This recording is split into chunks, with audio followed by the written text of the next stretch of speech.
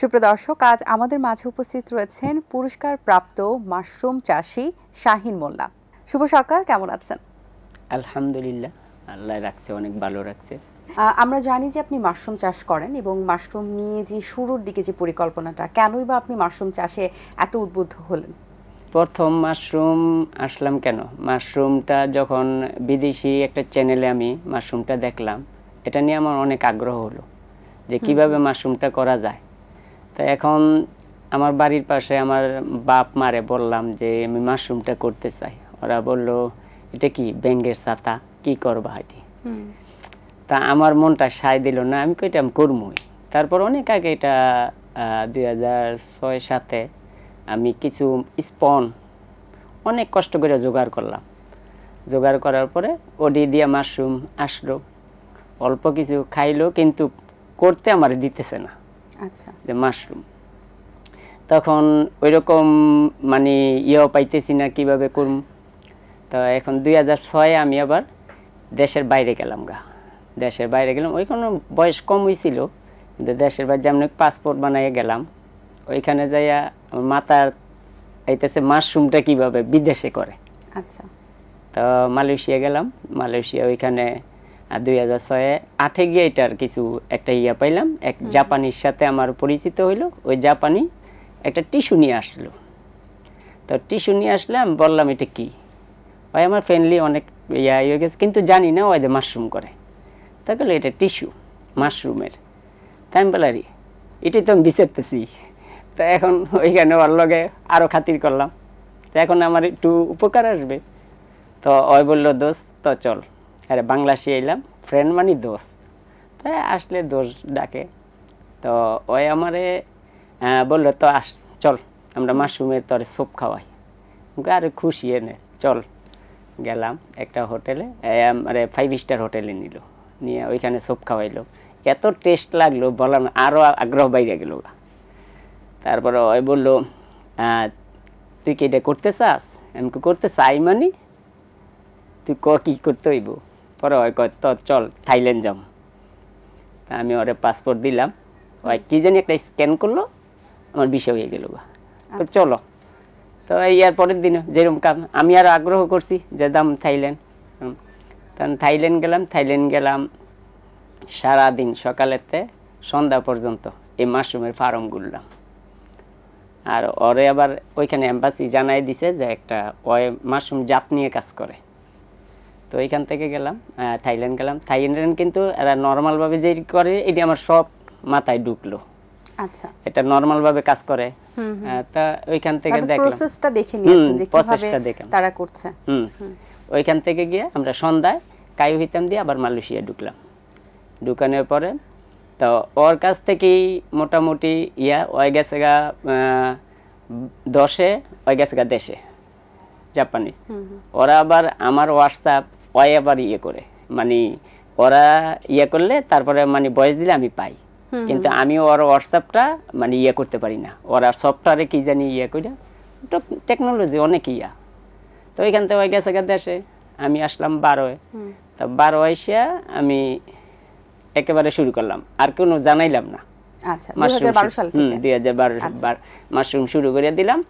তো প্রথম রাউন্ডে আমি 3টা মাদার কালেক্ট করলাম, কিন্তু সাবার এই সঙ্গে আমি জানি না মাশরুমটা কি করে, জানি না বিক্রি করে যে কোনটা, এটাও জানি না। আচ্ছা, তা এখন প্রথমে আমি 4 কেজি মাশরুম, মানে আমার ওয়াইফরে করলাম যে মাশরুম করুন। কয় মাশরুম কি চিনে না, তো অনেকেই আসলে জানে না। তখন মাশরুম কাজ করে, আবার আমার হেল্প করে, যত রকম কাজ লাগে আমার ওয়াইফে হেল্প করে। তা আরো ওই দিকের মহিলারা কাজ করে, কিন্তু আমার লোক কাজ করে আমার সামনে বলে না, পিছনে গিয়া বলে কি বানায়, ব্যাঙের ছাতা মাথা কি তা বানায়, তা কি ফুইরা টুইরা বানায়, এরকম আমার অনেক অবজ্ঞা করে। আমি কই না, আমি করবই। তারপর প্রথম রাউন্ডে আমার 4 কেজি মাশরুম আসলো।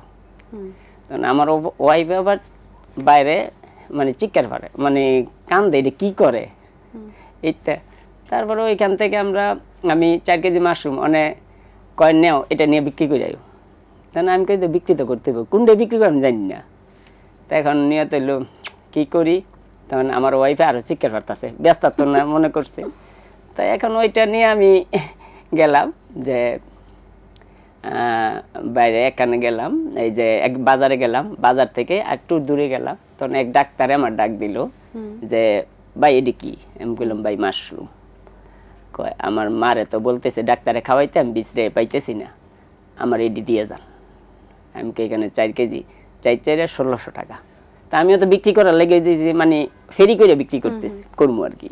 এটা কি আপনি 2012 সালের কথা বলছেন? হ্যাঁ 12 সালে। তখন আপনি 1 কেজি মাশরুম বিক্রি করেছেন 400 টাকায়। 400 টাকা, ওখানে আমি রেটও জানি না। এখানে তখন ওই হিসেবে অনেক টাকা, তখন অনেক টাকা। 400 টাকা। তো এখন আমি যা চাইছি তাই দিছে, ওর তো দরকার, আমারও তো দরকার বিক্রি করা। আপনি কি হিসেবে এই টাকাটা চেয়েছেন? মানে 1 কেজি দিয়ে আপনি 400 দিয়ে বিক্রি করেছেন কেন?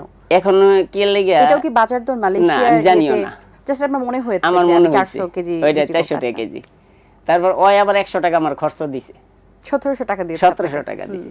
তো এখন এটা বেচা বিক্রি হয়ে গেল আধা ঘন্টার ভিতরে।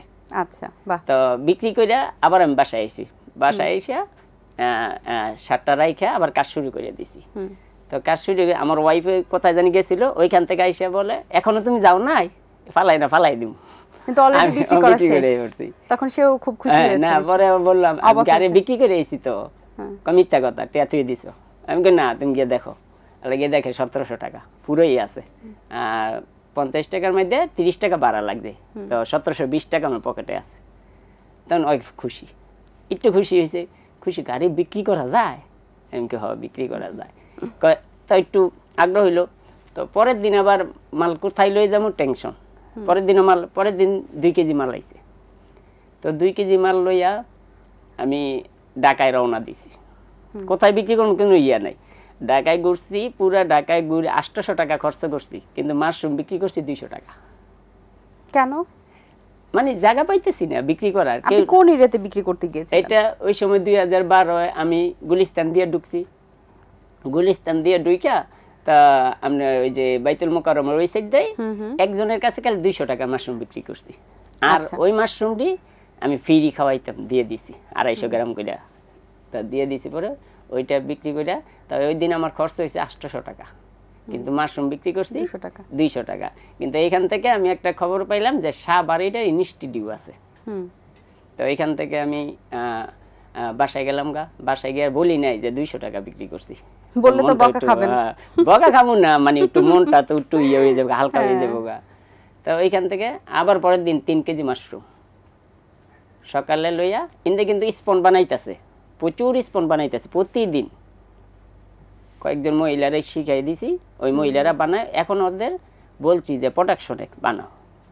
তো এখন ওইখান থেকে গেলাম সাভার যাওয়ার পরে, সাভার এটা প্রায় 12 পরে 6-7 মাস পরে এরকম গেলাম সাভারে। তখন আমার মাশরুমটা দেখলো কয়েকজন, কয় ভাই আপনার মাশরুম যত মাশরুম হয় আমাদের দিয়ে দিবেন।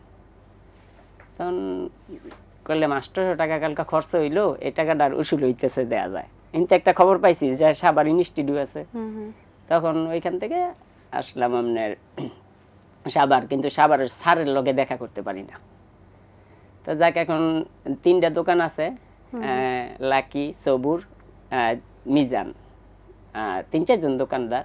ওরা সবাই কইলো ভাই আপনি আমার মাশরুম দিবেন যা আছে। তো এরকম বললে তখন তো মনটা অনেক ভালো। যাক আলহামদুলিল্লাহ, আবার আমার মাশরুমও দেখছে অনেক ভালো, কোয়ালিটি ভালো। তাই এই যে ওইখান থেকে আলহামদুলিল্লাহ এখন আমার 100 কেজি মাশরুম, খালি একটা ফোন। বাহ। তো এই জিনিসটি প্রথমিয়া। তা এখন আগে তো ধরেন আমার 100% জায়গা ছিল না, তা আলহামদুলিল্লাহ একটা প্রজেক্ট নিয়েছি 77%, একটা 5 তলা করতেছি।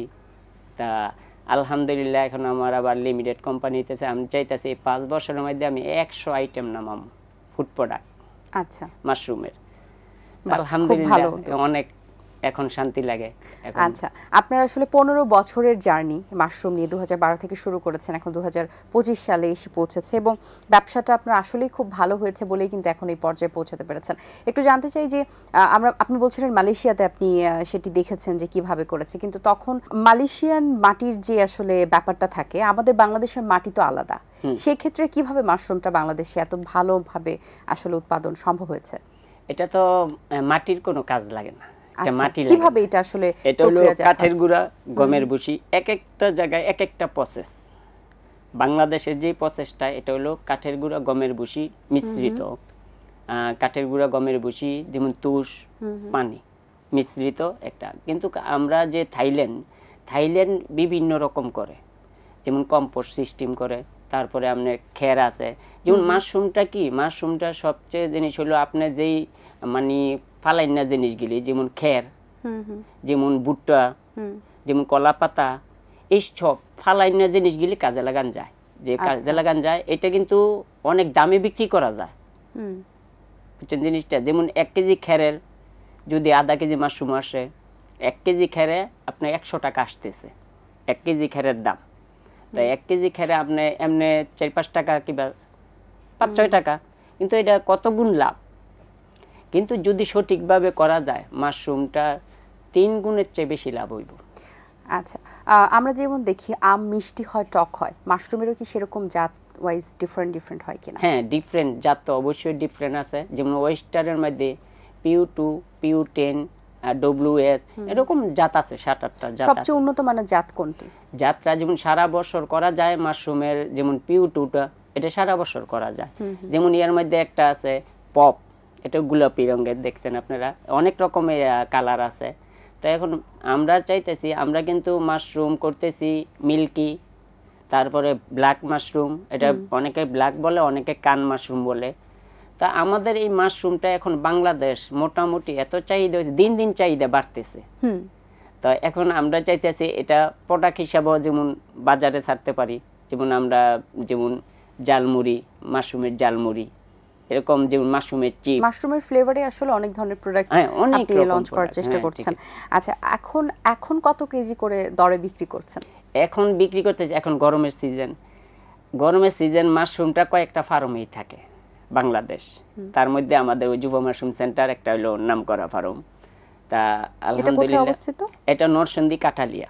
আচ্ছা, এটা আপনাদের এটিএনও কয়েকবারই গেছে, আমাদের মাটির সুবাস অনুষ্ঠান করছে। তা এই জিনিসটা দেখা গেছে মাশরুমটা আমাদের পুরো বাংলাদেশে ইনশাল্লাহ আমাদের একটা, আমরা চাইতেছি গরমের শীতে মাশরুম কমবে না, 100-র উপরে থাকবে সবসময়। আমরা ওই প্রসেসে নিছি। তা এখন আমাদের মোটামুটি শীতের মধ্যে 200-250-300 জায়গা, তো গরমে একটু কমে। তা আমরা চাইতেছি এটা কমপক্ষে মানে গরম নামবে না, এরকম প্রসেসে কাজ করতেছি। তা ইনশাল্লাহ প্রফিটও ভালো পাইতেছি, ইনশাল্লাহ আগাইতেছি। আর এখন দিন দিন তো চাহিদা বাড়তেছে। আর আমরা চাইতেছি যেমন আমার ইউনিয়নটা আমি কাজে লাগাইতে পারি। যেমন যারা বেকার যুবক আছে, আমরা ফুড প্রোডাক্টে গেলে তো আমাদের প্রচুর লোকের দরকার, আমরা ওই দিকে নজর দিতেছি, কাজের একটা ব্যবস্থা করতেছি। আচ্ছা, এই ক্ষেত্রে যারা নতুন চাষি রয়েছেন বা যারা নতুন উদ্যোক্তা রয়েছেন তাদেরকে আপনি কি পরামর্শ দিবেন? হ্যাঁ, আমাদের এইখানে যেমন হাফেজ, তারা একদম ফ্রি, ট্রেনিং ফ্রি, খাওয়া দাওয়া ফ্রি। যেমন ইমাম সাহেব ফ্রি। আচ্ছা, যেমন আমাদের কিছু রুলস আছে তাদের জন্য ফ্রি, যেমন মহিলা উদ্যোক্তাদের জন্য ফ্রি। আর যারা ইনশাল্লাহ আমাদের এখানে গিয়ে নিজে কাজ করে আসতে পারে, নিজে কাজ করে থাইকে আসে, তাদের জন্য ফ্রি, বুঝছেন। যেমন সময় আমাদের এখানে মহিলারা কাজ করতেছে, যেমন একটা মহিলারে দেখাইতে পারতেছে। এখন আমাদের ওইখানে যদি প্র্যাকটিক্যাল কাজ করে আসে, তারে আর শিখাইতে হইব না, ইনশাল্লাহ সে আগাইতে পারবে। আচ্ছা, খুব ভালো। সরকারি বা বেসরকারি ভাবে কোনো সহযোগিতা পেয়েছেন কিনা বা কোনো সহযোগিতা প্রত্যাশা করেন কিনা? এখন আমাদের কিন্তু একটা প্রজেক্ট আছে মাশরুম চাষ সম্প্রসারণের মাধ্যমে পুষ্টি উন্নয়ন ও দারিদ্র হ্রাসকরণ প্রকল্প। এই প্রকল্পটার পরিচালক হলো আক্তার জাহান কাকন ম্যাডাম। তা আমাদের কাকন ম্যাডাম অনেক করে, সাভার থেকে কাকন ম্যাডাম আছে, যে মাশরুম সেক্টরে অনেক হেল্প করে। কোনো কিছু দরকার হলে ফোন দিলে ওরা সব বলে দেয়। তা ইনশাল্লাহ আমরা চাইতেছি মাশরুমের অনেক দূর আগাইতে ইনশাল্লাহ। আর মাশরুমটা সবাই, মাশরুমের জগৎটা এখন যারা আছে, যেমন এবারকে কিন্তু ম্যাডামের দ্বারা মাশরুমটা পুরো বাংলাদেশে ভালো একটা আলোড়ন সৃষ্টি করছে হিসাবে সবার মুখে মুখে। এই নামটা কিন্তু আগে এত ছিল না। মাশরুম আপনি বলছিলেন 2012 সালের কথা, তখন অনেকেই মাশরুম শব্দটা সম্পর্কে অবগত ছিলেন না। স্তরে স্তরে আসলে মানুষ দিন দিন এটা আসলে জানতে পেরেছেন, এবং একটু আপনার কাছে জানতে চাই মাশরুমের উপকারিতা আসলে কি কি? এটা উপকারিতা, এখন তো অনলাইন যুগ, আপনি চার্জ দিলেই পাইবেন, পাওয়া যায়, হ্যাঁ। এটা বড় বড় ডাক্তার কিন্তু আছে। আরেকটি বিষয় যে তুলনামূলক আমরা যদি আম দেখি বা অন্যান্য কলা দেখি, খাবার যেগুলো ফ্রুটস রয়েছে, কিন্তু মাশরুমের চাহিদা বাংলাদেশেও যদি এরকম উৎপাদন করা সম্ভব হয়, তারপরেও কেন মাশরুমের দামটা এত বেশি? না, দামটা এখন আমরা কিন্তু অনেক কমাইয়ে দিছি। দামটা এখন আমরা পাইকারি বিক্রি, এখন কিন্তু গরমের সিজন, আমরা বিক্রি করতেছি পাইকারি দরে 250 টাকা। আচ্ছা, তাই এখন পাইকারি দরে এখন কিন্তু দাম ছিল যে গরমের সময় 400 থেকে 500 টাকা, কিন্তু আমরা ওইটা নামাইছি 250 টাকার মধ্যে, গরমের সময় 250 টাকা, আর শীতের মধ্যে 180 থেকে 200 টাকা আচ্ছা। এর মধ্যে।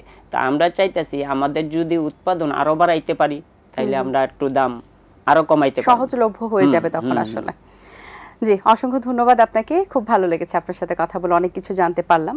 আশা করছি এবং আপনাকে অনেক অনেক শুভকামনা রইল যাতে আপনার এই ব্যবসাটা আরো অনেক দূরে এগিয়ে যায়। ভালো থাকবেন। আপনাকেও অনেক অনেক ধন্যবাদ, আর এটিএন বাংলাকেও অনেক ধন্যবাদ। ইনশাল্লাহ আমার মতন লোকরা এখানে ডাকার জন্য, ইনশাল্লাহ সবাইকে থ্যাংক ইউ, ধন্যবাদ।